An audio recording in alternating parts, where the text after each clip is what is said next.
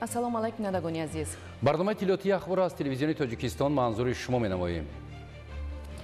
13 май дар шаҳри Душанбе таҳти раёсати раиси Маҷлиси Миллии Маҷлиси Олии Ҷумҳурии Тоҷикистон, раиси шаҳри Душанбе муҳтарам Рустами Эмомалӣ, ҷаласаи шӯрои Маҷлиси Миллии Маҷлиси Олии Ҷумҳурии Тоҷикистон даъвати ҳафтум доир гардид. тибқи рӯзнома дар ҷаласа 20 масъала баррасӣ карда шуд. аз ҷумла аъзои шӯрои Маҷлиси Миллӣ ду қонуни мукаммал, қонуни Ҷумҳурии Тоҷикистон дар бораи захираи моддии давлатӣ ва қонуни Ҷумҳурии Тоҷикистон дар бораи сармоя ва ҳавасмандгардонии фаъолияти сармоягузориро баррасӣ намуданд. дар ҷаласаи шӯро инчунин қонуни конститутсионии Ҷумҳурии Тоҷикистон оид ба ворид намудани илова ба қонуни конститутсионии Ҷумҳурии Тоҷикистон дар бораи мақомоти маҳаллии ҳокимияти давлатӣ мавриди муҳокима қарор гирифт. дар идомаи ҷаласа аз ҷониби аъзои шӯро санадҳои қонунгузорӣ оид ба ворид намудани тағйиру иловаҳо ба кодекси ҷиноятии Ҷумҳурии Тоҷикистон, кодекси мадании Ҷумҳурии Тоҷикистон, кодекси ҳуқуқвайронкунии маъмурии Ҷумҳурии Тоҷикистон, кодекси андози Ҷумҳурии Тоҷикистон, қонунҳои Ҷумҳурии Тоҷикистон дар бораи уҳдадории ҳарбӣ ва хизмати ҳарбӣ, дар бораи рӯзҳои ид, дар бораи суғуртаи тиббӣ дар Ҷумҳурии Тоҷикистон ва дигар қонунҳои амалкунанда баррасӣ гардиданд. дар идома оид ба пешниҳоди президенти Ҷумҳурии Тоҷикистон дар бораи интихоби машваратчиёни халқии коллегияи ҳарбии суди олии Ҷумҳурии Тоҷикистон барои солҳои 2025-2030 қарори дахлдори шӯрои Маҷлиси Миллӣ қабул гардида, бо тартиби муқаррар гардида барои баррасӣ ба иҷлосияи дуюми Маҷлиси Миллӣ пешниҳод карда шуд. аъзои шӯро дар фарҷом лоиҳаи қарорҳои Маҷлиси Миллии Маҷлиси Олии Ҷумҳурии Тоҷикистон оид ба интихоби намояндаи Маҷлиси Миллии Маҷлиси Олии Ҷумҳурии Тоҷикистон дар суди конститутсионии Ҷумҳурии Тоҷикистон ва нақшаи амали Маҷлиси Миллӣ барои солҳои 2025-2030 дар партави муроҷиат ва роҳнамоиҳои президенти Ҷумҳурии Тоҷикистон дар иҷлосияи якуми Маҷлиси Миллии Маҷлиси Олии Ҷумҳурии Тоҷикистон даъвати ҳафтумро баррасӣ намуданд.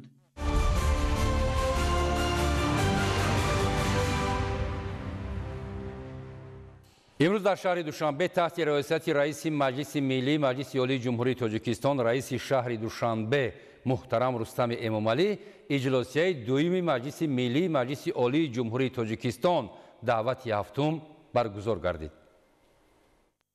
нахуст аъзои Маҷлиси Миллӣ қарорҳои дахлдорро оид ба тасдиқи тартиби кор, интихоби котибот ва рӯзномаи иҷлосия иборат аз 19 масъала қабул намуданд. зимни муҳокимаи масъалаҳои рӯзнома, раисони кумитаҳои Маҷлиси Миллӣ оид ба таъмини асосҳои конститутсионӣ, ҳуқуқу озодиҳои инсон, шаҳрванд ва қонуният, оид ба масъалаҳои иҷтимоӣ, ҳифзи сиҳатӣ, илм, маориф, фарҳанг ва сиёсати ҷавонону занон, оид ба иқтисодиёт ва коммуникатсия ва оид ба ҳамоҳангсозии фаъолияти Маҷлиси Миллӣ бо Маҷлиси намояндагон, ҳокимияти иҷроия, иттиҳодияҳои ҷамъиятӣ, воситаҳои ахбори омма ва робитаҳои байни парламентӣ хулосаҳои кумитаҳои соҳавиро нисбат ба қонунҳои баррасишаванда иброз доштанд. пас аз муҳокимаи ҳамаҷониба, аъзои Маҷлиси Миллӣ қонунҳои Ҷумҳурии Тоҷикистон дар бораи захираи моддии давлатӣ ва дар бораи сармоя ва ҳавасмандгардонии фаъолияти сармоягузорӣ дар шакли мукаммал, қонуни конститутсионии Ҷумҳурии Тоҷикистон оид ба ворид намудани илова ба қонуни конститутсионии Ҷумҳурии Тоҷикистон дар бораи мақомоти маҳаллии ҳокимияти давлатӣ, инчунин қонунҳои Ҷумҳурии Тоҷикистон дар бораи ворид намудани илова ба кодекси ҷиноятии Ҷумҳурии Тоҷикистон, дар бораи ворид намудани тағйир ба кодекси мадании Ҷумҳурии Тоҷикистон, дар бораи ворид намудани илова ба кодекси ҳуқуқвайронкунии маъмурии Ҷумҳурии Тоҷикистон, оид ба ворид намудани тағйир ба қонуни Ҷумҳурии Тоҷикистон дар бораи уҳдадории ҳарбӣ ва хизмати ҳарбиро ҷонибдорӣ намуданд. инчунин оид ба ворид намудани илова ба қонуни Ҷумҳурии Тоҷикистон дар бораи рӯзҳои ид, оид ба ворид намудани тағйир ба қонуни Ҷумҳурии Тоҷикистон дар бораи суғуртаи тиббӣ дар Ҷумҳурии Тоҷикистон, оид ба ворид намудани тағйироту илова ба қонуни Ҷумҳурии Тоҷикистон дар бораи дору, молҳои тиббӣ ва фаъолияти фарматсевтӣ, дар бораи ворид намудани тағйиру илова ба кодекси андози Ҷумҳурии Тоҷикистон, оид ба ворид намудани тағйиру иловаҳо ба қонуни ҷумҳурии тоҷикистон дар бораи ба қайдгирии давлатии шахсони ҳуқуқӣ ва соҳибкорони инфиродӣ, оид ба ворид намудани тағйиру иловаҳо ба қонуни ҷумҳурии тоҷикистон дар бораи ҷамъиятҳои саҳомӣ, оид ба ворид намудани тағйиру иловаҳо ба қонуни ҷумҳурии тоҷикистон дар бораи банақшагирии стратегӣ ва дурнамосозии давлатӣ, оид ба ворид намудани тағйироту илова ба қонуни ҷумҳурии тоҷикистон дар бораи хариди давлатӣ ва оид ба ворид намудани тағйир ба қонуни ҷумҳурии тоҷикистон дар бораи бехатарии саноатии объектҳои истеҳсолии хатарнок ҷонибдорӣ карда шуданд. дар идомаи иҷлосия аъзои маҷлиси миллӣ пешниҳоди президенти ҷумҳурии тоҷикистонро дар бораи интихоби машваратчиёни халқии коллегияи ҳарбии суди олии ҷумҳурии тоҷикистон барои солҳои 2025-2030 баррасӣ карда қарори дахлдор қабул намуданд. сипас бо пешниҳоди раиси маҷлиси миллии маҷлиси олии ҷумҳурии тоҷикистон муҳтарам Рустами Эмомалӣ қарорҳои маҷлиси миллии маҷлиси олии ҷумҳурии тоҷикистон оид ба интихоби намояндаи маҷлиси миллии маҷлиси олии ҷумҳурии тоҷикистон дар суди конститутсионии ҷумҳурии тоҷикистон ва тасдиқи нақшаи амали маҷлиси миллӣ барои солҳои 2025-2030 дар партави муроҷиат ва роҳнамоиҳои президенти ҷумҳурии тоҷикистон дар иҷлосияи якуми маҷлиси миллии маҷлиси олии ҷумҳурии тоҷикистон даъвати ҳафтум қабул гардиданд. пас аз баррасии масъалаҳои рӯзнома раиси маҷлиси миллии маҷлиси олии ҷумҳурии тоҷикистон муҳтарам Рустами Эмомалӣ бо таваҷҷӯҳ ба дастуру роҳнамоиҳои президенти ҷумҳурии тоҷикистон пешвои миллат муҳтарам Эмомалӣ Раҳмон зимни пешниҳоди паёми навбатӣ ва суханронӣ дар иҷлосияи якуми маҷлиси миллии маҷлиси олии ҷумҳурии тоҷикистон даъвати ҳафтум оид ба дурнамои рушди низоми қонунгузории мамлакат андешаҳои худро баён намуданд. муҳтарам Рустами Эмомалӣ бо таъкиди зарурати ба талаботи замони муосир мутобиқ ва ҳамқадам намудани қонунгузории мамлакат, фароҳам овардани заминаҳои мусоиди ҳуқуқӣ барои рушди босуръати мамлакат ва таъмини шароити арзандаи зиндагии мардум, таҳкими рақобатнокии иқтисоди миллӣ ва расидан ба ҳадафҳои стратегӣ дастур доданд, ки аз ҳисоби аъзои маҷлиси миллӣ, вакилони маҷлиси намояндагон, вазорату идораҳои марбута ва коршиносони соҳа гурӯҳи корӣ таъсис дода шавад. вобаста ба рушди босуръати муносибатҳои ҷамъиятӣ ва равандҳои муосири ҷаҳонӣ пешниҳоди роҳҳои такмили низоми ҳуқуқии мамлакат ҳамчун яке аз вазифаҳои асосии гурӯҳи корӣ муайян карда шуд. дастур дода шуд ки гурӯҳи корӣ бо назардошти ба вуҷуд омадани падидаҳои нав дар муносибатҳои ҷамъиятӣ бахусус ташаккули зеҳни сунъӣ, инноватсия ва технологияи рақамӣ, омӯзиши васеъи қонунгузории мамлакат ва таҷрибаи қонунгузории давлатҳои пешрафтаро ба роҳ монда барои фароҳам овардани фазои мӯътадили ҳуқуқӣ ки ба рушди соҳибкорӣ ва сармоягузорӣ мусоидат менамояд, ба маҷлиси миллии маҷлиси олии ҷумҳурии тоҷикистон таклифҳои мушаххас пешниҳод намояд. бо ҳамин иҷлосияи дуюми маҷлиси миллии маҷлиси олии ҷумҳурии тоҷикистон даъвати ҳафтум ба кори худ хотима бахшид.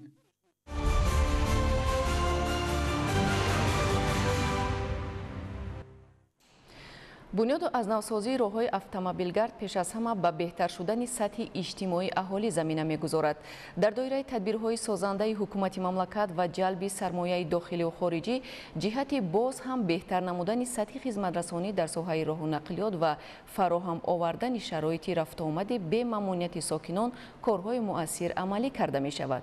аз ҷумла дар роҳи автомобилгарди Данғара Гулистон ки дарозии он беш аз 49 километр аст, имрӯзҳо корҳои сохтумонӣ тибқи нақша ҷараён дорад. гузориш дар ин хусус. татбиқи пурраи яке аз ҳадафҳои стратегӣ раҳоӣ аз бумбастии коммуникатсионӣ дастоварди бузурги даврони истиқлол мебошад.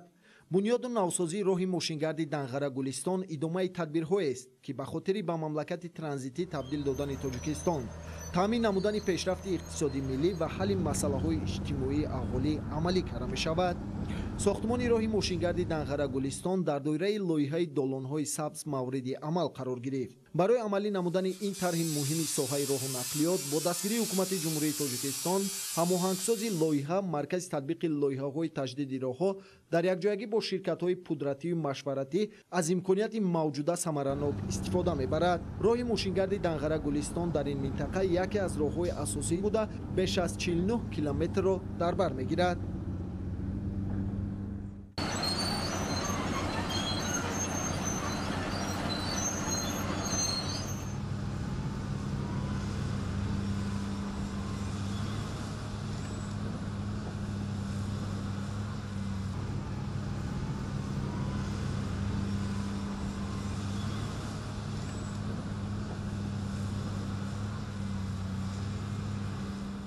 роҳи мазкур аз ҳудуди ноҳияҳои Данғара, Фархор ва Восе, яъне роҳ аз деҳаҳои сераҳолӣ мегузарад.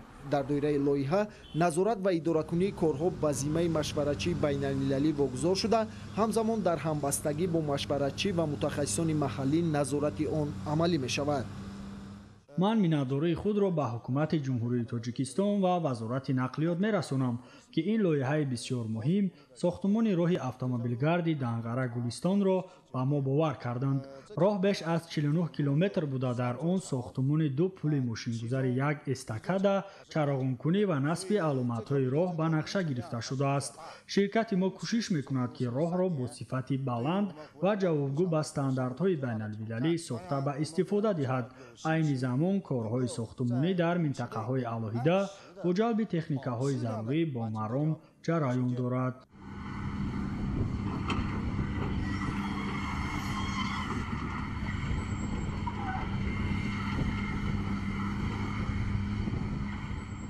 айни ҳол корҳои сохтмонӣ бо ҷалби техникаву механизмҳои роҳсозӣ дар 14 нуқта ҷараён дорад. лоиҳаи сохтмони роҳи мошингарди Данғара Гулистон пас аз татбиқ мутобиқи стандарт ба дараҷаи якум шомил мешавад.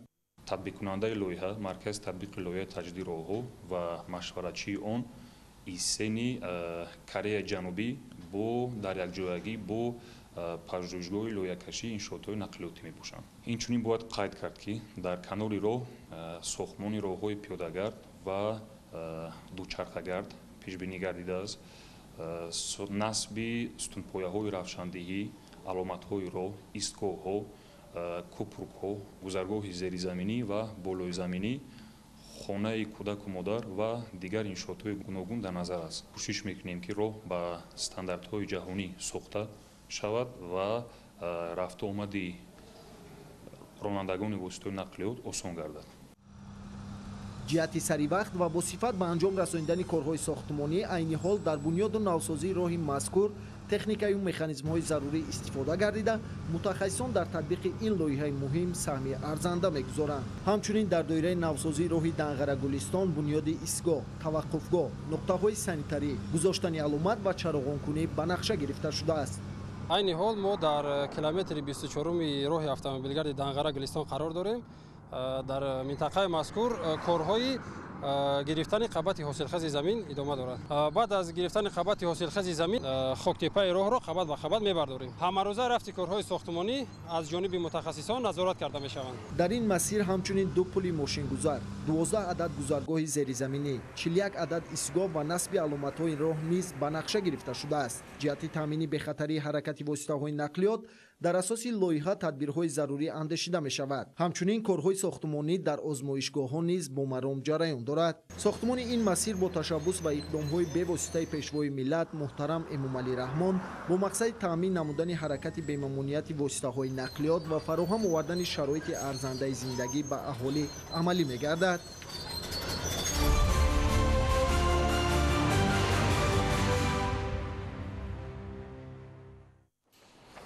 корҳои созандагӣ дар ноҳияи Дарвоз аз рӯи низому усули муосири хизматрасонӣ идома дорад.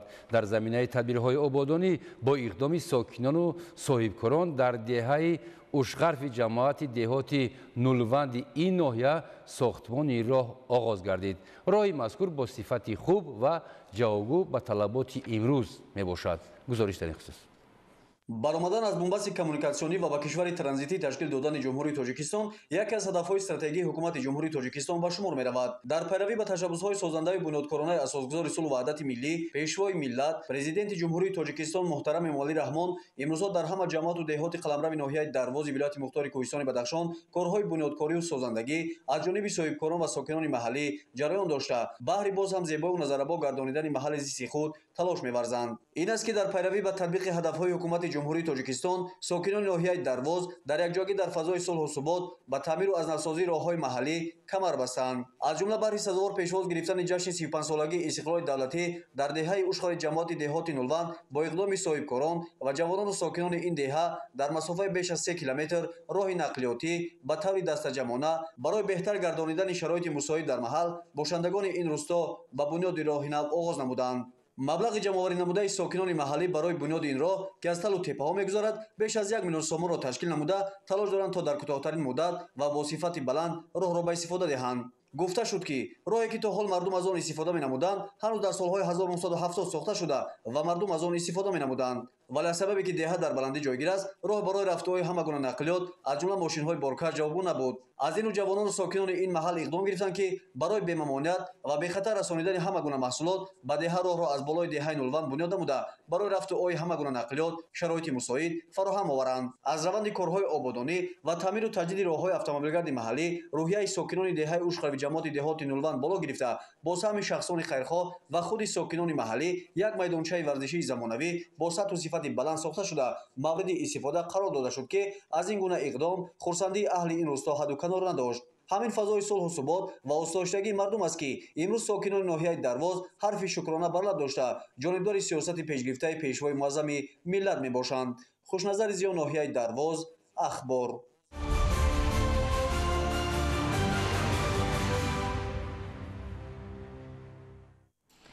дар заминаи тадбирҳои ободонӣ дар муассисаи таҳсилоти миёнаи умумии рақами 8 ба номи Сайфулло Абдуллоеви шаҳри Хорох корҳои сохтмонӣ бо вусъат идома дорад.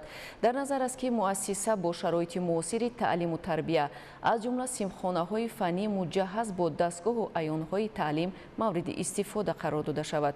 Моҳираи Тоҳир аз ҷараёни корҳои созандагӣ гузориш медиҳад.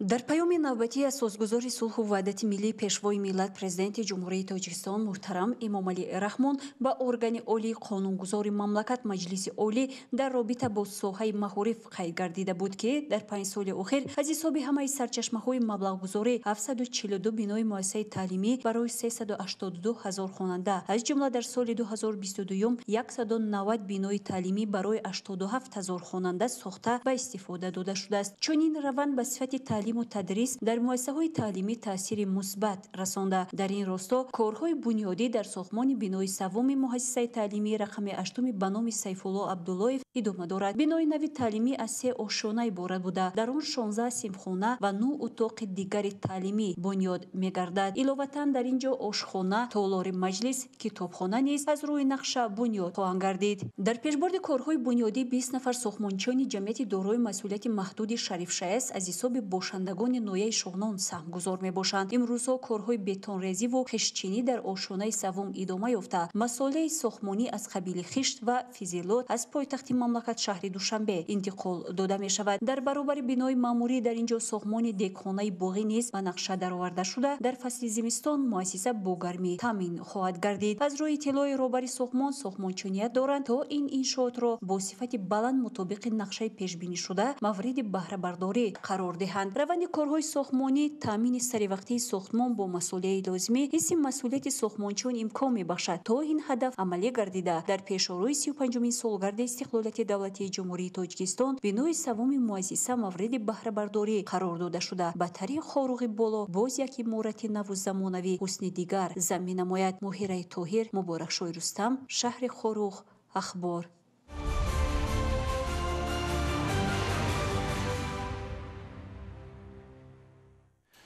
чун дигар шаҳру ноҳияи мамлакат давоми солҳои соҳиби истиқлолӣ симои шаҳри Кӯлоб ба куллӣ тағйир ёфта зебову диққатҷалбкунанда шудааст. бо мақсади сазовор истиқбол гирифтани ҷашни 35-солагии استقلال دولتی در شهر کلوب کارهای سازندگی جریان داشته اینفراساختاری ساحه‌های مهم مرحله به مرحله مکمل گردانیده می شود. تفصیلات بیشتر در گزارش علیم ناصرزاده. با مقصد استقبال شایسته از جشن 35 سالگی استقلالیت دولتی در شهر باستانی کلوب بنیاد 494 انشاءات به نقشه گرفته شده است. از این تعداد انشاءات بنیاد شونده در ساحه معارف 86، تندرستی 51، صنعت 42، ورزش 19، خدمترسانی 51، سودا 42، بناهای بلند آشیانه و معموری 38 و دیگر انشاءات در ساحه‌های مختلف خواجگی خلق نقشه گذاری شده دوره به دوره بنیاد و مورد بهره برداری قرار داده می شوند. روند بنیادکاری ها از جانب شرکت‌های گوناگون ساختمانی وطنی با جلب متخصصان ورزیده و ساکنان محلی با وسعت جریان دارد. این روند در تامین ساکنان با کار دائمی و کاهش یافتن سطح مهاجرت مهنتی مساعدت می‌نماید. از مجموع انشاءات بنیاد شونده جشنی تنها دوام سال 2025 تا کنون 32 انشاءات گوناگون نوبنیاد مورد بهره برداری قرار داده شده است. در شهر دیوت کلوب با مقصد استقبال سزاوار از جشن 35 سالگی استقلالیت دولتی جمهوری تاجیکستان تعمیر و بنیاد انشاءات‌های گوناگون تعیینات به نقشه گرفته شده مرحله به مرحله عملی گشته ایستادند. از 494 انشاءاتی به نقشه گرفته شده تا امروز 240 عدد آن مورد استفاده قرار گرفته است و در باقی مانده انشاءات‌ها کار ساختمانی آغاز گردیده با مرام ادامه دارد و تا جشن 35 سالگی استقلالیت دولتی جمهوری تاجیکستان مورد استفاده قرار می‌گیرند.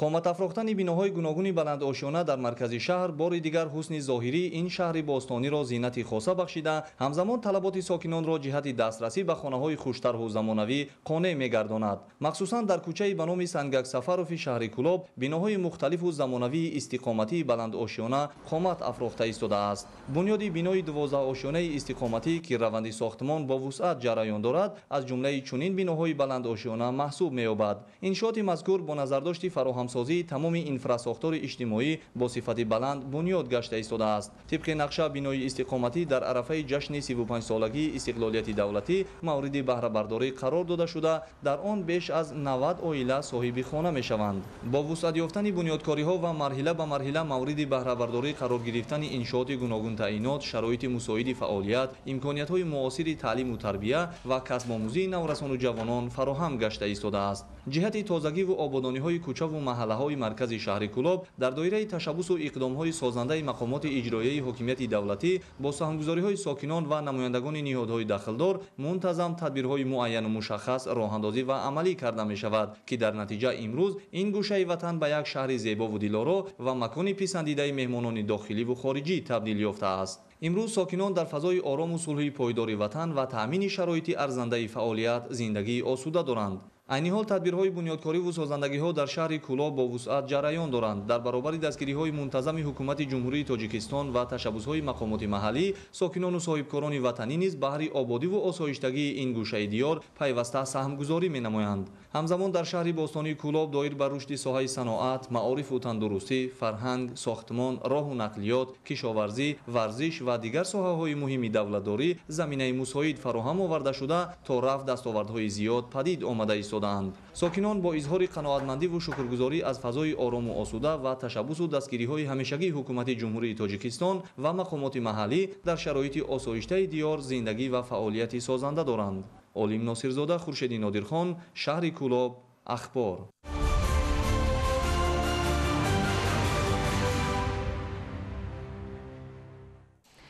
روند با سرعت سازندگی ها، مکمل سازی انفراساختاری محل و بهتر نمودن شرایط خدمترسانی ساحه های گوناگون در ناحیه یاوان ولایت ختلان. بنیاد 560 انشاءات جشنی طبق نقشه به مناسبت جشن 35 سالگی استقلال دولتی جمهوری تاجیکستان که از آن بیش از 220 انشاءات با صفت خوب و شرایط معاصر تا امروز به استفاده داده شده است. از جریان منفش کنی راه‌های حدودی ناحیه یاوان اسماعیل صاحب نظر و موسی نور محمد گزارش می‌دهند. تعمیر و از نوسازی راه‌های ماشینگرد از بندهای اساسی نقشه کارهای آبادانی و سازندگی بخشیده به تجلیل سزاوار جشن 35 سالگی استقلال دولتی در ناحیه یاوان به حساب رفته. در این سمت اقدام‌های زیاد راه‌اندازی گردیده ایستاده است. مخصوصاً مسئولین مقامات محلی در همکاری با صاحبکاران و ساکنان ناحیه جهت تقویت اینفراساختور و رشد محل راههای ماشینگرد حدود ناحیه را مرحله به مرحله تعمیر و منفرج کرده به طلبات زمان جوابگو می‌نمایند. در ادامه همین گونه اقدام‌های سازنده با تشبث صاحبکار وطنی بحرالدین جورخانov راه ماشینگردی دهه دهنه ناحیه با پررگی از نوسازی و با استفاده از اسفالت گرم توسط تکنیک‌های ساحه منفرج گردیده ایستاده است که باعث خوشحالی اهل جماعتچگی گردیده است. زیرا به گفته آنها راه مذکور تعمیر طلب بود و برای حرکت واسطه‌های نقلیات مانع‌ها پیش می‌آورد. اکنون نوسازی راه نه تنها برای حرکت بی ممانعت واسطه‌های نقلیات در همه فصل‌های سال مساعدت می‌نماید، بلکه رشد و زیبایی محل را تقویت بخشیده در این برابر جویبارهای آبپرتای کنار راه، پیاده‌گردها و چراغان‌کنی نیز انجام داده می‌شود. در ناحیه یوان با دستگیری صاحبکاران یکی از آنها شرکت ماهر سمنت که زیاده از 2 کیلومتر راه ها را منفرج کرده ایستاده است به نظر می رسد و اینچنین در ادامه همین گونه کارها صاحبکار یعنی شرکت ماهر سمنت اقدام گرفته است که برای بالاپوش نمودن 2 مکتب یعنی عمومی که 380 جای نشست در یک بخش رو دارد بالاپوش آنها را به عهده گرفته است و اینچنین 2 مکتب دیگر را نیز با بالاپوش تامین می نمایند. واقعا هم تجلیل جشن 35 سالگی استقلال وطن مرحله نوی سازندگی و بنیادکاری و رشد بی‌میلان تمام سمت و ساحه‌های خواجگی خلق مملکت به حساب می رود. طور مسئولین مقامات اجرایی حاکمیت دولتی ناحیه یاوان ابراز می نمایند در برابر دیگر صاحبکاران آبادگر ناحیه با جانبداری از سیاست سازنده حکومت مملکت صاحبکار بحرالدین جورخانov پیوسته برای رشد ناحیه تامین اینفراساختور کار و خدمت رسانی و دیگر عملهای نجیب حصه گذاری می نماید. طور مسئولان ابراز می نمایند در برابر تعمیر و از نوسازی راه و پلهای ماشینگرد همزمان در ناحیه یاوان وابسته به طلبات دور در همه جماعت شهرک و دهات بنا و انشاءات سمت و ساحه‌های گوناگون بنیاد و مورد بهره برداری قرار داده می شوند. تطبیق چنین هدفهای سازنده با پررگی برای رشد ساحه‌های اقتصادی و اجتماعی ناحیه و تامین زندگی شایسته ساکنان روانه گردیده از حساب همه سرچشمه‌های مبلغ گذاری در جماعت شهرک و دهات سال 2022 49 عدد، سال 2023 85 و سال 2024 91 انشاءات گوناگون تعینات مورد استفاده قرار داده شده است و این روند ثمره بخش با مرام ادامه داشته در این سمت سهم ساکنان و صاحبکاران آبادگر و همت بلند مهم ارزیابی کرده می شود. اسماعیل صاحب نظریان، موسی نور محمد، ناحیه یاوان، اخبار.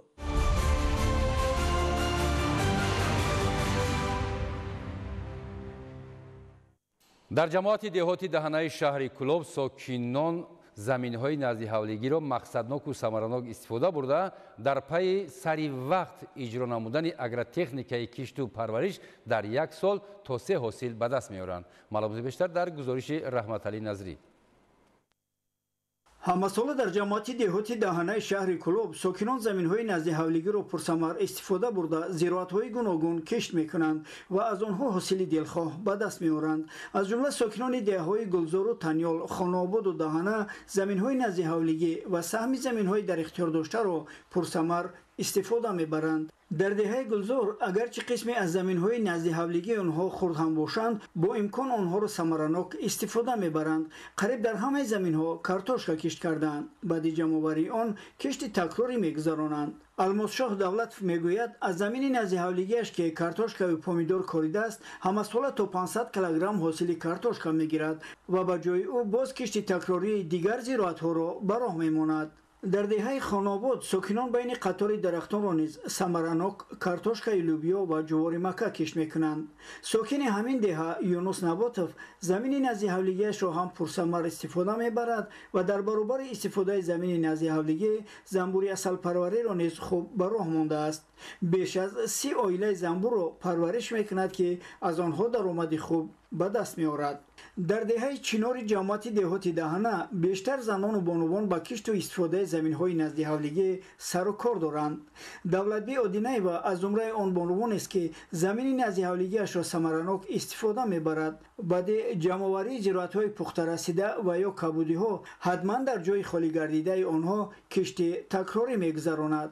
مورد به ذکر است که استفاده ثمرناک و عاقلانه زمین و گرفتن از هر یک قطعه زمین در یک موسم دو سه حاصل مقصد هر یک خانواده است، چون که استفاده عاقلانه زمین به منفعت هر یک عائله و زمین استفاده برنده می باشد. رحمت علی نظری، ایرج قربانعلی، شهر کلوب، اخبار.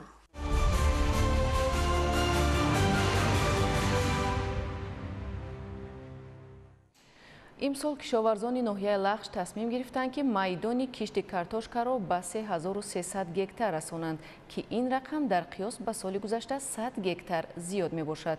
таваҷҷӯҳ намоед. ноҳияи лахш аз калонтарин ноҳияҳои картошкапарвари ҷумҳурӣ ба шумор рафта солҳо боз хоҷагиҳо با کمک حکومت جمهوری تاجیکستان، وزارت کشاورزی و عالمان ساحه در جاده افزایش میدان کشت و استحصال نان دوم و پیشروی‌های عظیم نائل گردیده ایستادند.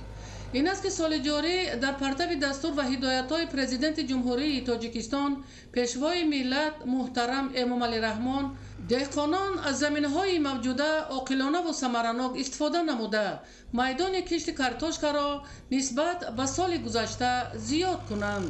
زمین‌های خواجگی دولتی تخم پروری سرخاب اگنتی تامینات اموال مخصوص نزد حکومت جمهوری تاجیکستان در قسمت نزد سرحدی ناحیه لخش جایگیر بوده. مساحت آن 555 گکتار را تشکیل می‌دهد. سال جاری با استفاده از ذخیره‌های موجوده معرکه کشت در قیاس به سال گذشته بروقتر آغاز گردید. در زمین‌های کارتوشکازار خواجگی اساساً با توصیه عالمان ساحه نوهای تخمی‌های خوصفت کارتوشکا استفاده می‌برند که به شرایط و اقلیم محل مطابق بوده. حاصلناکی هم زیاد میباشد. این است که درست برای ماندن قاعده‌های اگرتکنیکی و دیگر عامل‌ها باعث استحصال کارتوشکای خوصفت خواهد شد که از این حساب جزء تام‌های ساختارهای قدرتی با محصولات پورا تامین کرده می‌شوند. کارتوشکا پروری یکی از ساحه‌های اساسی سردرآمد ناحیه لخش به شمار رفته. در حدود 9 جماعت شهرک و دهات ناحیه 7 خواجگی دولتی و 7 خواجگی جماعی فعالیت داشته. مقصد اساسی کشاورزان مساحت کشت و استحصال کارتوشکا می باشد. دهقانان ناحیه لخش سال جاری تصمیم گرفتند که در میدان 3300 گکتار کشتی کارتوشکا گذرانند. حاضر کار در دو سمت ادامه دارد. تا امروز قریب در میدان 2000 گکتار کشتی کارتوشکا گذرانده شد. ذخیره تخمی میرسد، تکنیک دسترس است.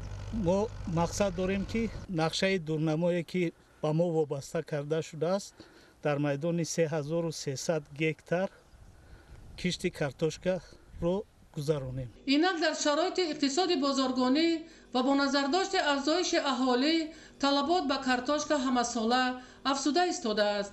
از این رو خواجگی‌های کارتوشکا کار ناحیه لخش را ضرور است که حاصلناکی و استحصال محصولات را زیاد نمایند تا طلبات بازارهای جمهوری قانع گردانیده شود. سال جاری نقشه داریم که در میدان 170 گکتار کارتوشکا کشت نماییم. حالا باشد در عین زمان 160 گکتار کارتوشکا کشت نمودیم و در روزهای نزدیک باشد کشت کارتوشکا در عرفه انجامیابی. با گفت متخصصان برای رشد ساحه کارتوشکا کاری در ناحیه لخش امکانات‌ها زیادند، اما عامل‌های دیگری موجود میباشد که با پیشرفت ساحه تأثیر خود را میرساند.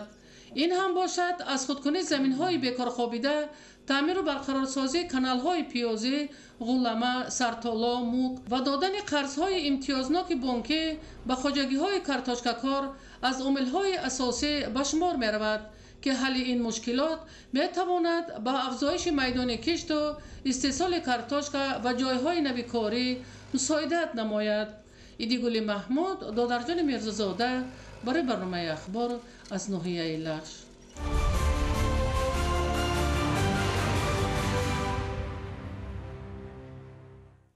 соли 2025 тақрибан 3.5 миллион сарчорвои майда ба чароғоҳҳои тобистона ронда мешавад. Рондани чорво аз як мавзеъ ба мавзеъи дигар бо иҷрои корҳои безараргардонӣ идома дорад. Наврӯзшоҳи Азизулло ва Маҳмадсаиди Камол гузориш медиҳанд. бараҳое ки ҳоло аз 5 то 15 кило вазн доранд дар чароғоҳҳои тобистона то фасли тирамоҳ вобаста ба зот вазнашон аз 30 то 50 кило мерасад. дар сурате ки хӯронидани чорво тибқи талабот ба роҳ монда шавад ва имкониятҳои табиӣ ба маврид истифода гардад. зотҳои чорво вазнавсонкунии онҳо гуногун аст. масалан гӯсфанд бараҳои навзоди гӯсфанди зоти ҳисорӣ 45-50 килограмм, гӯсфандони зоти тоҷикӣ ва ҷойдорӣ 40-45 килограмм, бузғолаҳои бузҳои зоти тоҷикӣ 18-22 килограмм ва вазнавсонкунии чорвои калони шохдор зотҳои абердин ангуз, қазоқии сарсафед, индобразилӣ ки ноҳиябандӣ шуданд дар ҷумҳурии Тоҷикистон ҳангоми истифодабарии чарогоҳ то 700 грамм дар як шабонарӯз вазн мегирад. то имрӯз наздики 1 миллион сар чорвои майда ба чароғоҳҳои тобистона ронда шудааст. ҳоло ҷиҳати саривақт расонидани чорво ба чароғоҳҳои тобистона мувофиқ ба талабот аз имкониятҳои иловагӣ истифода мегардад. аллакай зиёда аз 700 драма дар чароғоҳҳои тобистона аст. барои расонидани чорво ба маконҳои мавсимӣ имсол нисбат ба солҳои гузашта аз нақлиёт бештар истифода мешавад. дар маҷмӯъ ҳоло аз ҳисоби вазорати кишоварзии ҷумҳурии Тоҷикистон ва бахши хусусӣ 42 нақлиёт барои интиқол додани чорво ба чароғоҳҳои тобистона истифода мегардад. мо дар чароғоҳи зимистона дар ҷамоати деҳоти лолазор шаст ки усмондарадан мола зимистон чароғоҳда гузарондем. ҳозир насиб бошад сафарбар кардем ба чароғоҳи тобистона ба ноҳияи Ховалинг. 4 моҳ зиёдтар ё камтар дар чароғоҳи тобистона нигоҳ мекунем. дар доираи тадбирҳо ҷиҳати солим нигоҳ доштан ва баланд бардоштани маҳсулнокӣ дар роҳҳои чорвогузар тадбирҳои безараргардонӣ ба роҳ монда шудааст. аз 21 нуқтаи безараргардоние ки дар кишвар ташкил гардидааст, дар 12 нуқтае ки аз ҷониби муассисаи давлатии треси чароғоҳу мелиоративии вазорати кишоварзии ҷумҳурии Тоҷикистон сарпарастӣ мешавад, барои анҷом додани корҳои безараргардонӣ фаъолият ба таври шабонарӯзӣ ба роҳ монда шудааст. ҳавзро мо омода мекунем ба маҳлулҳои безараргардонӣ тайёр карда чорворо аз ҳамин нуқта мезгаронем. мақсади мо барои безарар кардани сумби чорво мебошад. дар маҷмӯъ тибқи дурнамо зиёда аз 3.9 миллион сар чорвои майда имсол аз охири моҳи апрел то моҳи июн ба чароғоҳҳои тобистона ронда мешавад.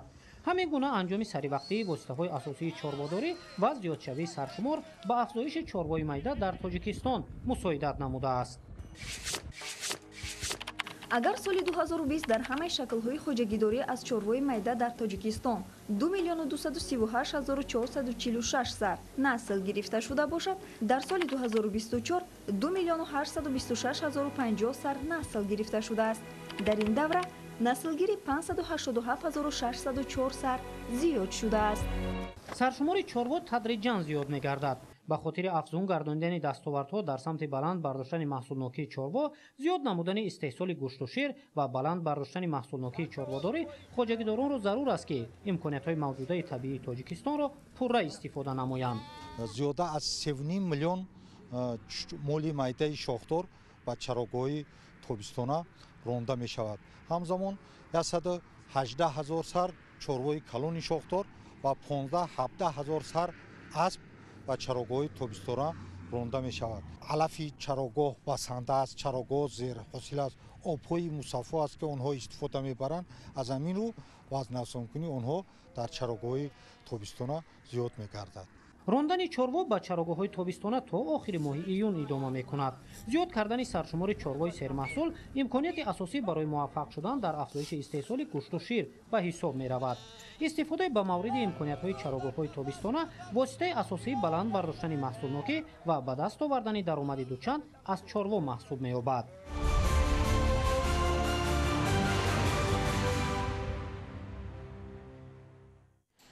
имрӯз дар шаҳри душанбе даври ниҳоии озмуни ҷумҳуриявии беҳтарин армуғон баргузор гардид дар он ҳунармардони шаҳру ноҳияҳои мамлакат иштирок намуданд. таваҷҷӯҳ намоед.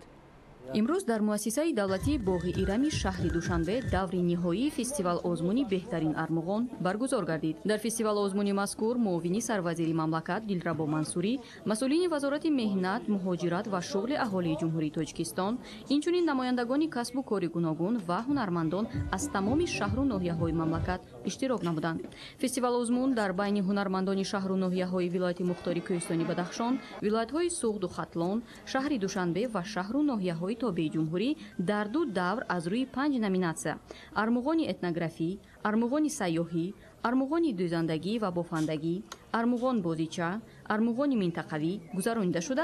به دور نهایی زیاده از 100 نفر غالب دورهای یکم و دوم نمونه بهترین هنرهای دستی خود را پیشنهاد نمودند. سال 15 است که من با هنرهای مردمی مشغول هستم و شاگردان خود را و هنرهای مردمی را می آموزم تا که از بین نروند. من حاضر در فستیوال بهترین ارمغان اشتراک دارم و می خواهم که همین هنرهای مردمی خود را به تماشابینان پیشنهاد نمایم و صاحب جایزه گردم و به سر بلند به نهایت خود برگردم.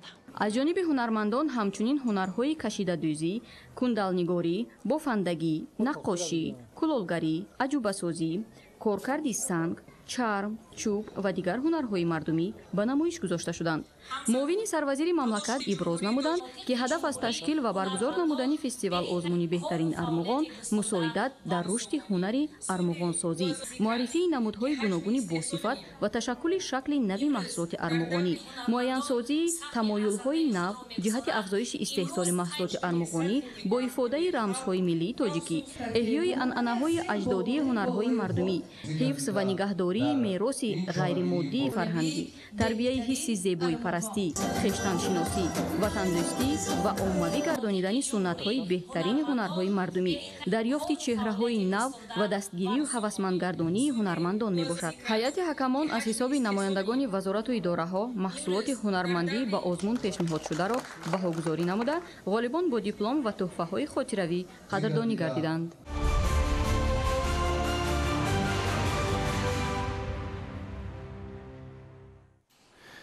امروز در شهر دوشنبه بخشیده به روز بین المللی عائله کاروان محبت در خط سیرهای 3 و 8 تشکیل شد که در دایره آن و مسافران خدمترسانی رایگان پیشنهاد گردید. تفصیلات بیشتر در گزارش جهانگیر سفرعلی زاده.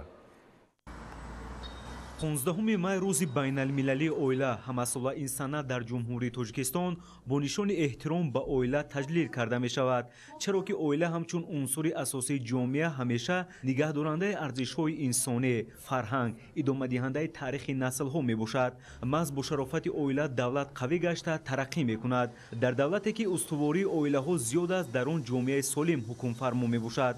با درک همین اندیشه کمیته کار با زنان و عائله نزد حکومت جمهوری تاجیکستان همچون نهاد مسئول در تشکیل عائله سالم و جامعه سالم همیشه دست به کار است. بخشیده به روز عائله از جانب کمیته در همکاری با وزارت نقلیات جمهوری تاجیکستان و کمیته تلویزیون و رادیوی نزد حکومت جمهوری تاجیکستان تشکیل کاروان محبت را در خط سیرهای 3 و 8 با خدمترسانی رایگان به مسافران با انجام دادن ویکتوریناها راهاندازی نمود. این اقدام بخشیده به روز بین المللی عائله از جانب کمیته کار با زنان و عائله نزد حکومت جمهوری تاجیکستان به دلیل احترام به عائله و تطبیق هدفهای دولت و حکومت در این سمت روی دست گرفته شد. پیشرفت مملکت وابسته به وضع عائله در جامعه و مناسبت به آن بهاگذاری می شود. وابسته به این تشکیل کنندگان اندیشه دارند که برگزار نمودن چنین چاره‌بینی‌ها را به پایداری عائله‌های جوان و روزگارداری آنها همچنین بنیاد عائله سالم تحصیل کلان می‌رساند. در خط سیرهای مسافرکشانی 3 و 8 از جانب کارمندان کمیته کار با زنان و عائله نزد حکومت جمهوری تاجیکستان با هر یک مسافر صحبت آزاد و مهم دایر به مقدس بودن عائله و مشکلات موجوده در عائله‌ها انجام داده شد. در جریان صحبت با مسافران که از طبقه‌های گوناگون جامعه بودند، مسئولین تاکید داشتند که عائله بقای دولت و جمعیت بوده، زیرستون و پایداری تربیت نسل نورز محض از آن سرچشمه می‌گیرد.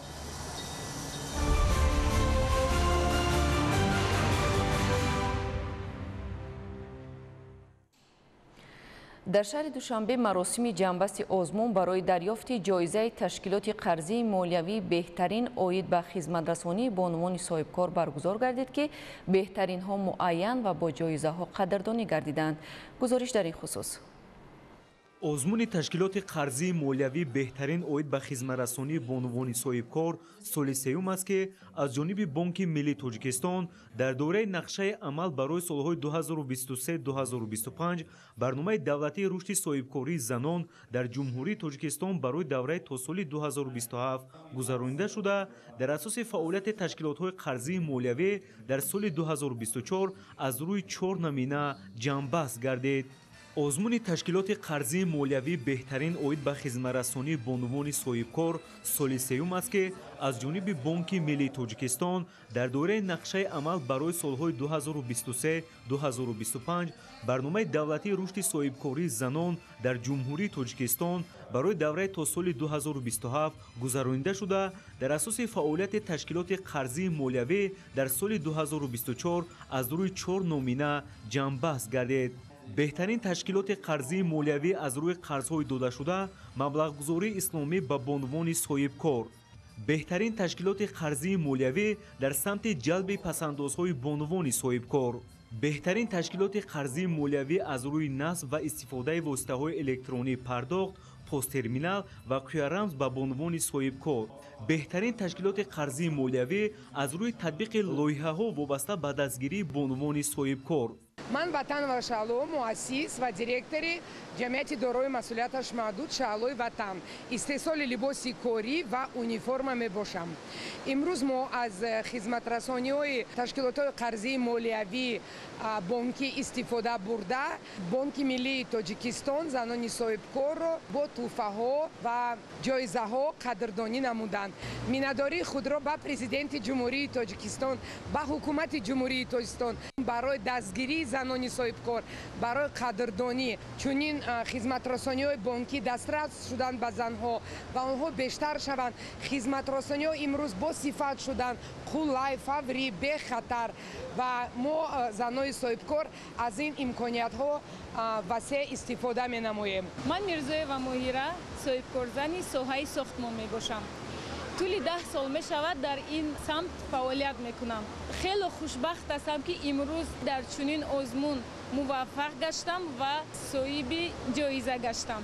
сипоси беандозаи худро ба ҷаноби олии муҳтарам эмомалӣ раҳмон ва раиси шаҳри душанбе муҳтарам рустами эмомалӣ мерасонам ки мо занонро ҳамеша дастгирӣ мекунанд. ҳадаф аз баргузории озмун ва се намудани дастрасӣ ба унвони соҳибкор ба захираҳои молиявии арзон ва дар маҷмӯъ баландбардоштани сатҳу сифати хизматрасониҳои молиявӣ буда дар фароҳам овардани шароити мусоид ба рушди соҳибкории бонувон, ҳавасмандгардонии онҳо, тавсеяи имкониятҳо дар бозори меҳнат ва ноил шудан ба баробарии гендерӣ дар соҳаи шуғл мусоидат менамояд. барои иштирок дар озмун 44 ташкилоти қарзии молиявӣ дархост пешниҳод намуданд ки имрӯз зимни баргузории як ҳамоиши сатҳи баланд беҳтаринҳо муайян ва қадрдонӣ шуданд.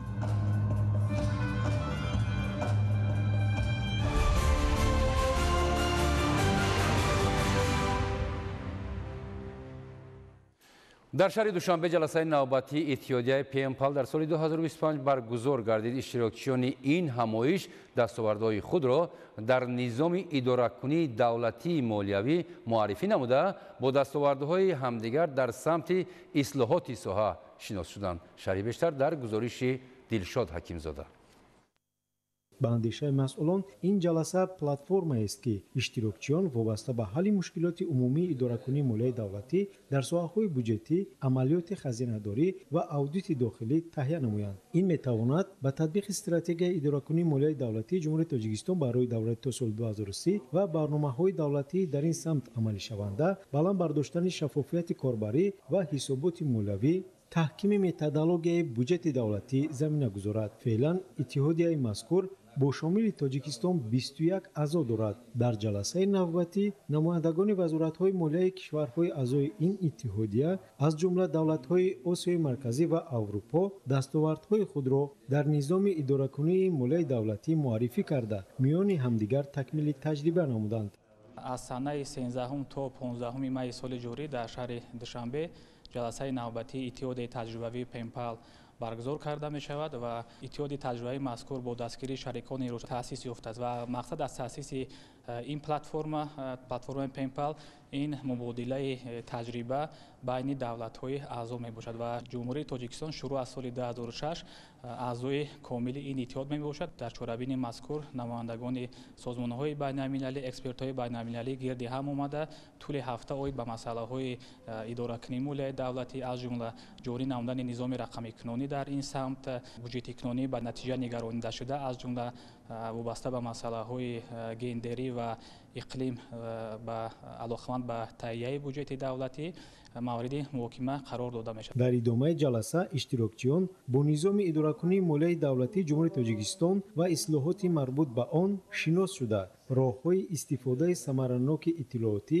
дар ин самтро мавриди омӯзиш қарор доданд. ҳамчунин барои равишҳои нав ва инноватсионии буҷети гендерии ба таъсир нигаронидашуда маълумот дода шуд. Дилшод Ҳакимзода, Маҳмадсаиди Камол, Ахбор.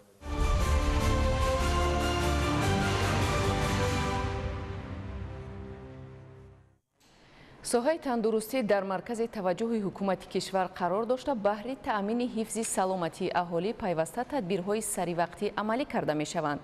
табибони тоҷик бо истифода аз дастгоҳи муосири тиббӣ боз ба як дастоварди нодир шарафёб гаштанд. тафсилоти навбатӣ дар ин гузориш. дастрасии аҳолӣ ба ташхису муоина ва табобати ба талаботи замонҷавобгӯ яке аз самтҳои муҳими фаъолияти вазорати тандурустӣ ва ҳифзи иҷтимоии аҳолии кишвар ба ҳисоб рафта бо дастгирӣ ва таваҷҷуҳи хосаи роҳбарияти олии ҳукумати ҷумҳурии тоҷикистон табибони кишвар ба муваффақияту дастовардҳои навбанав ноил гардида истоданд. имрӯзҳо бо ворид гардидани дастгоҳу таҷҳизоти муосири тиббӣ мутахассисон усулҳои нави ҷарроҳиро дар кишвар амалӣ намуда дастрасии аҳолиро ба ташхису табобат боз ҳам беҳтар менамоянд. табибони муассисаи давлатии маркази ҷумҳуриявии илмии ҷарроҳии дилу рагҳо бо истифода аз дастгоҳи муосири тиббӣ боз як амалиёти нодири ҷарроҳиро бо муваффақият анҷом доданд ки ин усули амалиёти ҷарроҳӣ на танҳо дар ҷумҳурии тоҷикистон балки дар осиёи марказӣ нахустин бор анҷом дода шуд. бо дастрас шудани чунин аппарат яъне аймакс мо тавонистем дар осиёи марказӣ амалӣ шуда амалиётҳои ҷарроҳиро баро монем.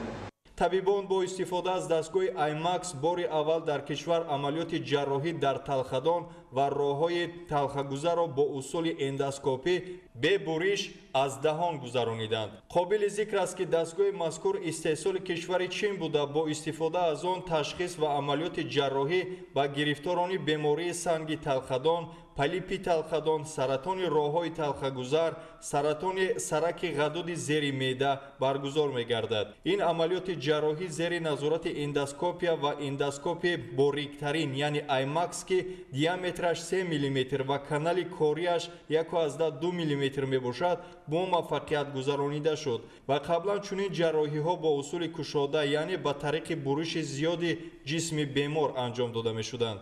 бояд гуфт ки табибони муассисаи давлатии маркази ҷумҳуриявии илмии ҷарроҳии дилу рагҳо барои гузаронидани чунин усули нави ҷарроҳӣ дар кишварҳои хориҷӣ аз давраҳои омӯзишӣ ва курсҳои бозомӯзӣ гузаштанд.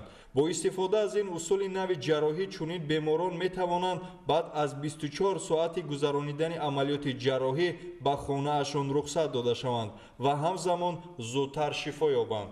хушбахтона имрӯзҳо дар ватани азизамон баҳри анҷом додани мураккабтарин амалиётҳои ҷарроҳӣ ба шаҳрвандон тамоми имкониятҳо муҳайё гардидааст.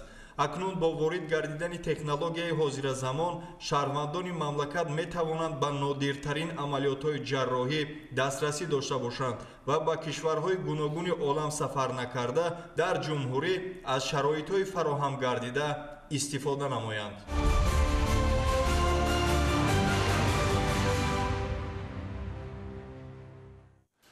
با مقصد در سطح خوب نگاه داشتن وضع راه‌ها و پیشگیری از ویران شدن آنها، اینچنین تنظیم حرکت واسطه‌های نقلیاتی بارکش در شاهراه‌های حدود جمهوری از جانب متخصصان خدمات دولتی نظارت و تنظیم در ساحه نقلیات چاره‌بینی‌های سنجشی دایر کرده می‌شود. چنین تدبیری سودمند در ولایت ختلان انجام داده شد.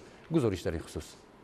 ریاست خدمات دولتی نظارت و تنظیم در ساحه نقلیات در منطقه بختری ولایت ختلون در دوام 4 ماه اول سال 2025 در دایره طلبات‌های سندهای معیاری حقوقی عملی کننده ساحه نقلیات جمهوری تاجیکستان و نظامنامه تصدیق گردیده ریاست جهت به تنظیم و به نظام درآوردن کمپلکسی نقلیاتی در منطقه بختر کارهای نظررس را به سامان رسانیده است. امروزها کارمندان ریاست خدمات دولتی نظارت و تنظیم در ساحه نقلیات در منطقه بختر در راه‌های اتومبیلگر طبق نقشه خدمات دولتی نظارت و تنظیم در ساحه نقلیات چورابینی‌های مقصدناک گذرانده شبانه روز خدمتبری می‌نماید. همچنین ضمن خدمتبری جهت پیشگیری واسطه‌های نقلیات گرانوزن بارشان از معیار مقرر گردیده زیاد به پرده‌های حمایوی اینچنین قاعده ویرانکنی حرکت در راه را معین و نسبت رانندگان قاعده ویرانکن طبق ماده‌های 311 290 291 322 323 510 511 کدکس حقوق ویرانکنی مأموری جمهوری تاجیکستان پروتکل‌های حقوق ویرانکنی مأموری ترتیب داده کارها در این سمت ادامه دارد. در ماه‌های ینور اپریل سال 2025 از طرف کارمندان شعبه و بخش‌ها و ناظران متصدی شهر و ناحیه‌های ریاست 64 مراتبه ریدها گذرانیده شده برای اجرا نکردن شرط و طلبات‌های اجازه‌نامه‌دهی و دیگر قاعده ویرانکنی‌ها در اساس کدکس حقوق ویرانکنی مأموری جمهوری تاجیکستان 2591 عدد پروتکل‌های حقوق ویرانکنی مأموری با ماده‌های 290 قسم 2 291 قسم 2 293 322 323 قسم 1 و 324 ترتیب داده شده است که از این شماره 140 عدد آن برای به اجازه‌نامه فعالیت نمودن و 88 عدد برای اجرا نگردیدن شرط و طلبات‌های اجازه‌نامه‌دهی برای بررسی به سود ارسال کرده شده است. چنانه که ما مشاهده کردیم در دیدبانگاه دویم عملکننده نوعه خراسان منطقه بختر رانندگان واسطه نقلیات بارکش تحت سنجش قرار دادیم و معین کردیم که وزن واسطه‌های نقلیات بارکش همگی 38 تن را تشکیل می‌دهد و اینچنین در منطقه بختر تماما مسئله گرانوزن مشاهده نمی‌شود. اینچنین در این دوره جهت اجرای قرار حکومت جمهوری تاجیکستان اوید تصدیق قاعده‌های از راه‌های اتومبیلگرد گذشتن واسطه‌های نقلیات با وزن و اندازه‌هایی که از معیارهای مقرر شده زیادند جدول نوبتداری از جانب متخصصان در دیدبانگاه‌های 5 پایان قزلقلعه یاوان و دیگر جایهای معین گردیده حرکت‌های واسطه‌های نقلیات بارکش را زیر نظارت قرار داده در این دوره برای رعایت نکردن قاعده‌های حمل و نقل بارهای کلان حجم وزنین و به سرتیفیکات برکشی فعالیت نمودن نسبت 131 نفر رانندگان واسطه‌های نقلیات بارکش طبق ماده 311 کدکس حقوق ویرانکنی مأموری جمهوری تاجیکستان پروتکل‌های مأموری ترتیب داده شده است.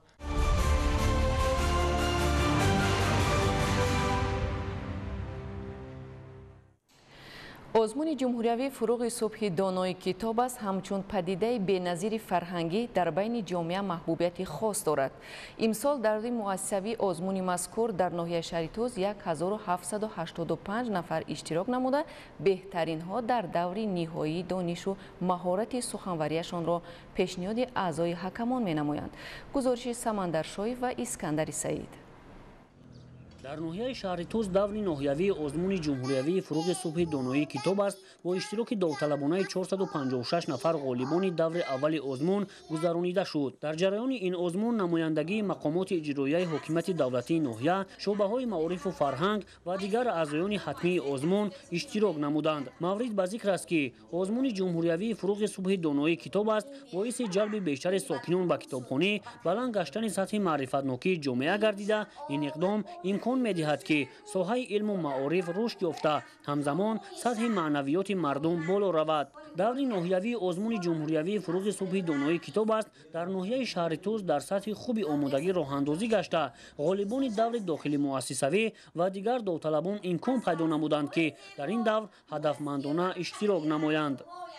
من زفرا مطیره خواننده صنف سی به من سال دوم است که در آزمون جمهوری فروغ صبح دانایی کتاب است اشتراک می‌ورزم و می‌خواهم که در آزمون جای نمایان را بگیرم. استقلالیت دولتی کشور به نورسان و جوانان زمینه مساعد فراهم آورده است که امروزها این قشر آینده‌ساز جامعه در دلخواه آزمون‌های جمهوریوی و بین‌المللی به مشکلی اشتراک نموده صاحب جایهای نمونوی می‌گردند که این دستاورد برای آینده درخشان آنها مساعدت می‌نماید. طور مشاهده شد تعداد زیاد اشتراکداران آزمون را خوانندگان مؤسسه‌های تعلیمی تشکیل می‌داد و این از آن درک می‌دهد که همین گونه آزمون‌ها می‌تواند در بالا بردن ذوق کتابخوانی خوانندگان زمینه واقعی گذارد. زکیه خوجه و خواننده صنف یکم مؤسسه تعلیمی رقم 1 ناحیه که یکی از خردترین داوطلبان آزمون به حساب می‌رود با آمادگی جدی در این آزمون اشتراک کرده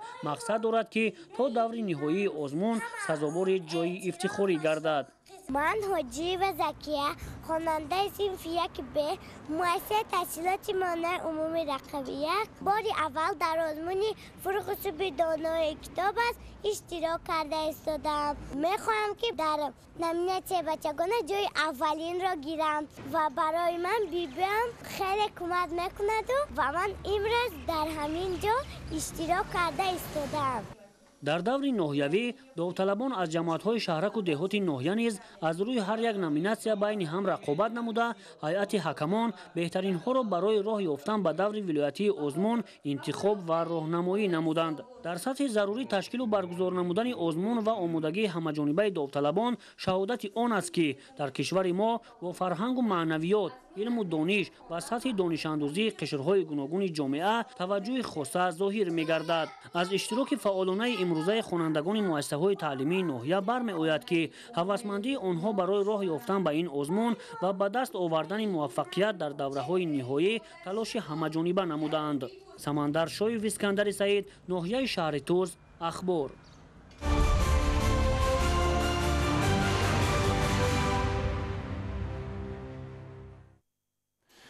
дар ноҳияи спитамен теъдоди иштирокчиёни даври дуюми озмуни ҷумҳуриявии фурӯғи субҳи доноии китоб аст нисбат ба соли гузашта афзуда аст. имсол иштирокдорони озмун аз рӯи 4 номинатсия адабиёти кӯдакону наврасон ва осори шифоҳӣ, адабиёти классикии тоҷик, адабиёти муосири тоҷик ва адабиёти ҷаҳон маҳорат месанҷанд. аз оғози баргузории даври дуюми озмуни мазкур дар ноҳияи спитамен абдуваҳоби абдусаттор гузориш медиҳад.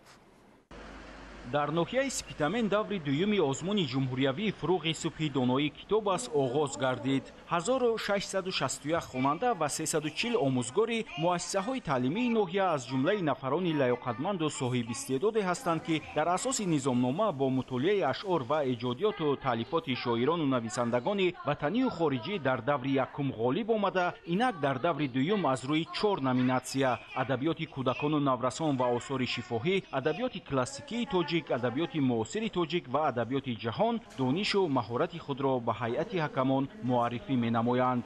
масъулони мақомоти иҷроияи ҳокимияти давлатии ноҳия, ҳайати ҳакамон ва падару модарон иброз доштанд ки озмуни ҷумҳуриявии фурӯғи субҳи доноии китоб аст яке аз иқдомҳои беназири президенти ҷумҳурии Тоҷикистон муҳтарам Эмомалӣ Раҳмон буда имкон дод ки ҳазорон нафар наврасону ҷавонон ва кормандони касбу кори гуногун, ашъор ва эҷодиёту таълифоти шоирону нависандагони ватанию хориҷиро мутолиа карда ҷаҳони маънавии худро боз ҳам ғанӣ гардонанд. барои баргузор намудани даври дуюми озмуни мазкур дар китобхонаи марказии ноҳия шароити мусоид фароҳам оварда шудааст. ҳакамон донишу малакаи ҳар нафарро санҷида аз байни онҳо беҳтаринҳоро барои иштирок дар даври сеюм интихоб мекунанд. доир гардидани чунин озмунҳо дар ташаккули худшиносиву худогоҳии ҳар фарди ҷомеа таъсири амиқ расонида инсонро ба сӯи саодату некбахтӣ мебарад. иқдоми ҷаноби олӣ беҳтарин иқдоми ҷаҳонӣ аст. мислаш дар дунё нест. агар сол ба сол нигоҳ карда равем, теъдоди иштирокчиён сол то сол зиёд шуда истодааст. онҳо ҳаракат менамоянд ки бисёртар китоб хонда, бисёртар илму маърифат омӯхта, бисёртар аз навигариҳо боҳабар шаванд. баргузории озмуни ҷумҳуриявии фуруғи субҳи доноӣ китоб аст давоми 7 соли охир исбот кард ки он сарчашмаи бузурги маънавиёт буда идроку маънавиёти миллатро тақвият мебахшад. зеро бо эълон гардидани озмун на танҳо таваҷҷӯҳи аҳли илму адаб, мактаббачагон ва донишҷӯён ба мутолиаи китоб бештар гардидааст, балки он такони ҷиддие барои ба китоб рӯ овардани қишрҳои дигари ҷомеа гардид. ما نسل نورز به کتابخانه خیلی شوق زیاد داریم و ما راهبر دولت تمام شرایط ها را فراهم آوردن. من به این آزمون با تیاری همه جانبه آمدم و باوری دارم که غالب می شوم. баргузории озмуни ҷумҳуриявии фуруғи субҳи доноӣ китоб аст ба васеъ намудани ҷаҳонбинӣ, огоҳӣ аз таъриху тамаддун ва дуруст ба роҳ мондани муоширату муносибати аҳли ҷомеа равона шудааст. дар ин даври озмун ҳар як иштирокчӣ талош бар он дошт ки ҷои аввалро соҳиб шавад. من برای اشتراک در این آزمون 104 غزل، 125 رباعی و 2 بیتی، 160 بیت پارچه از داستان، 170 بیت دیگر نوهای شعری، 2 یادداشت، 15 پویست، 17 رمان و 6 حکایه و نویلا را از بر نمودم. ёдовар мешавем ки соли гузашта аз ноҳияи спитамен дар даври ниҳоии озмуни ҷумҳуриявии фуруғи субҳи доноӣ китоб аст 2 нафар хонандагони муассисаҳои таълимӣ иштирок намуда сазовори ҷои ифтихорӣ гардиданд. абдуваҳоби абдусаттор, Илёс Бобоҷон, ноҳияи спитамен, ахбор.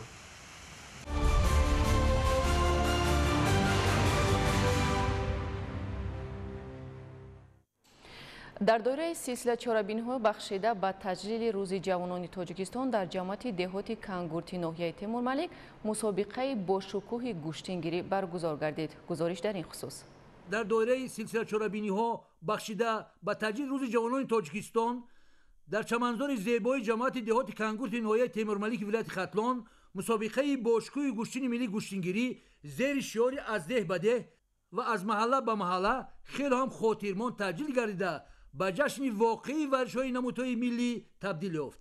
дар мусобиқа зуртарин паҳлавонони маъруф аз Русия, ҷумҳурии Ӯзбекистон, вилояти мухтори Кӯстони Бадахшон, Сух, шаҳрноҳои Тобиармарказ, шаҳри Душанбе ва соҳибони майдон аз ноҳияи Темурмалик вилояти Хатлон ки 200 нафарро ташкил мекарданд, дар ҳузури беш аз 40 000 мухлисон бо ҳам рақобат карда беҳтаринҳо маълум шуданд.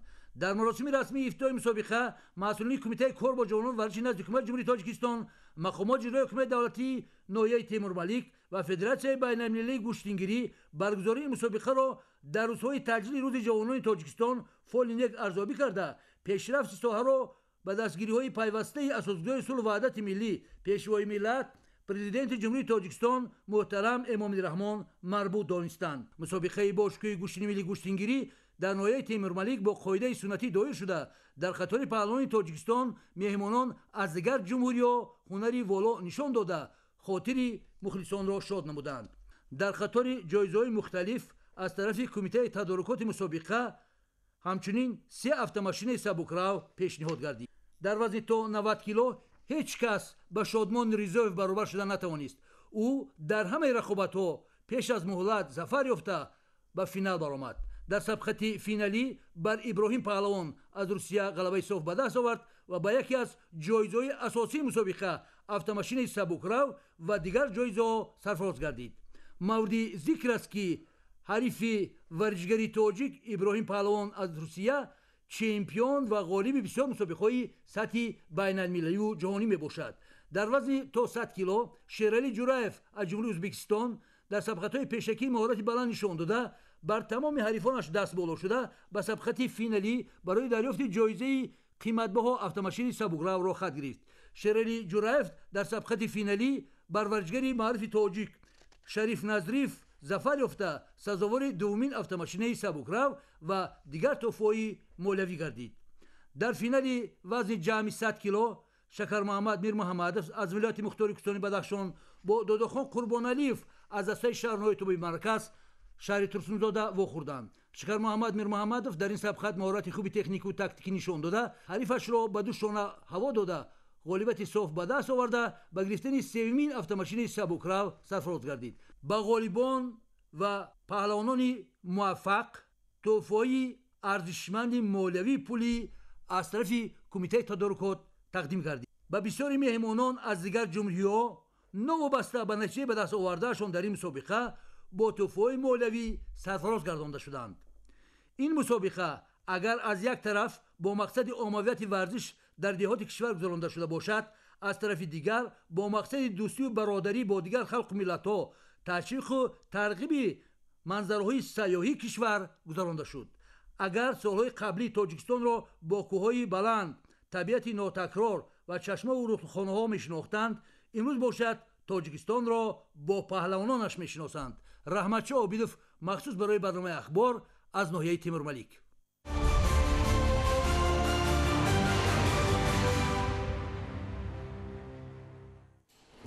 бинандагони азиз, ин буд барномаи иттилоотии ахбор. бароятон беҳтарин хушияи зиндагиро таманно дорем. саломат бошед.